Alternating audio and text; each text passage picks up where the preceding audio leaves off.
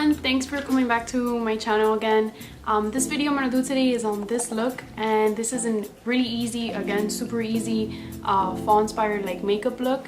And the palette that I'm using today is the Naked palette, and I really like this palette just because the colors are super pigmented and the colors are very brown and very fall inspired colors. So this is the palette I'm using today, and the lip colors that I'm using is this one from Smashbox.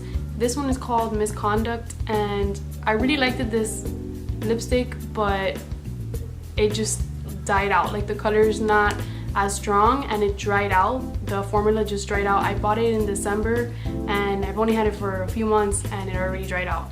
So this is a $25 lipstick, so that really sucks, but that's that. So I hope that you guys like this look. If you guys want to see how I created it, then just keep watching.